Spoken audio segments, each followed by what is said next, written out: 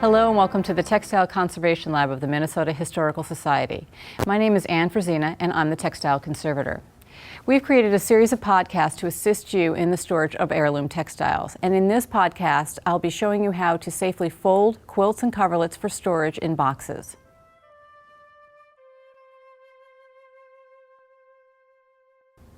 Boxes are a great way to store quilts and coverlets.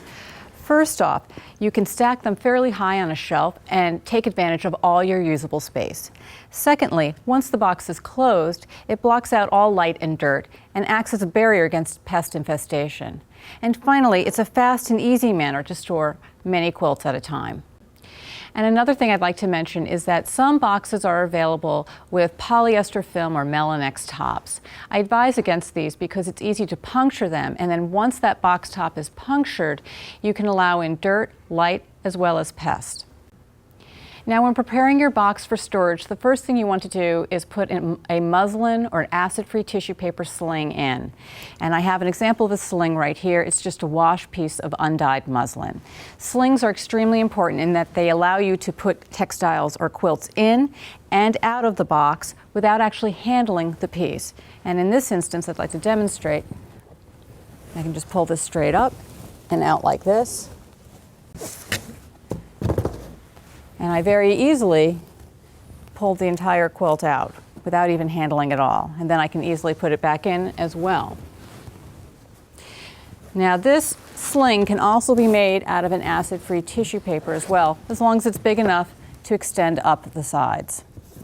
Now, one thing I'd like to advise people prior to folding any kind of quilt or coverlet is to make sure they have a table surface large enough to accommodate the entire textile.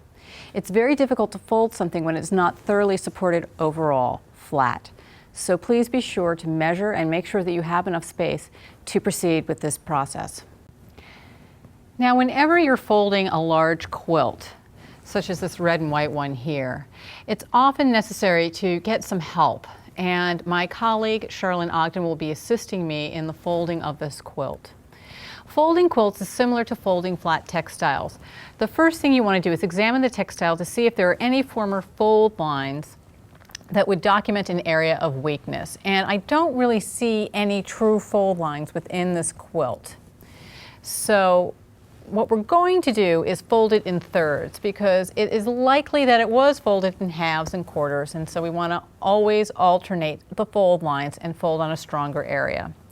The first thing we want to do when we're folding these quilts is to set up a cushioned area of support with the scrunched up acid-free paper. And if you'll help me, we'll line up that first layer, that first line.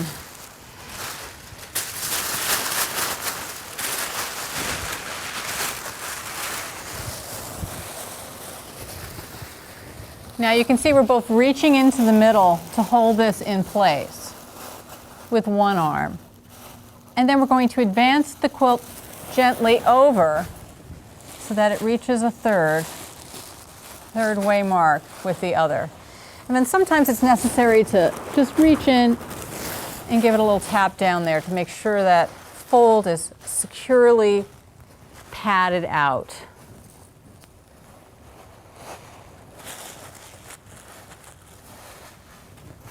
And now we're going to repeat that process on the other side.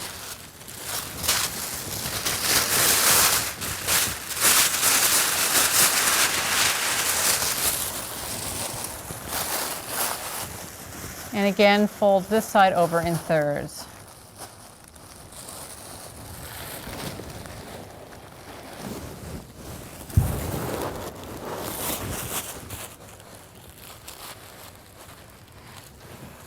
So now that I've folded this quilt in thirds, before I go any further, I want to make sure that it's going to fit the box.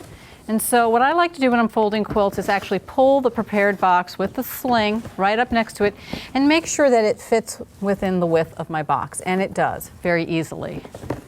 So I'm going to put that over here. And now I want to fold it the final opposite way. So what I'm going to do is, in this case, I'm going to bring this a little closer. And again, I'm going to have that near me for a guide.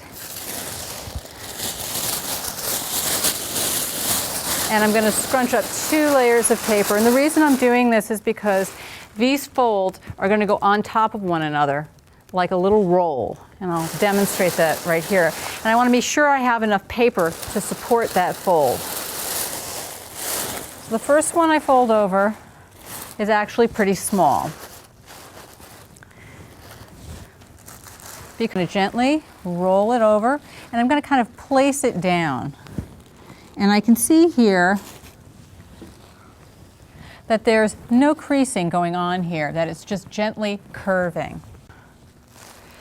And then I'm going to do one more time, and I have a little extra. And the nice thing about this is that you can just kind of gently pick it up and roll it forward to make it really fit. I'm going to put those ends in right there.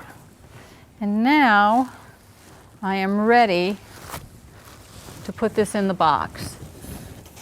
And to make it easier, I'm going to put the sling down.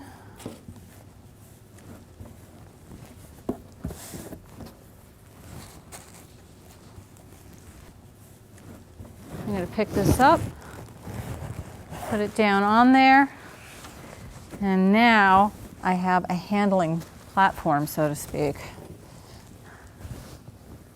which will allow me to pick up and easily put it into the box.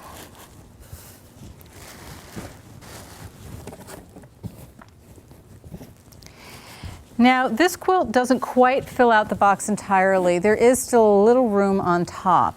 And I would think that it would be okay to put a small flat textile on top for storage if you needed to put a secondary item in here.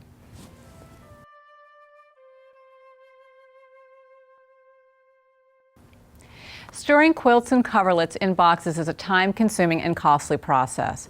However, it is a great way to preserve your quilts and coverlets for long-term preservation. Please refer to the Minnesota Historical Society website to find out information on where to purchase supplies. And in our next podcast, we'll be reviewing how to roll quilts and coverlets.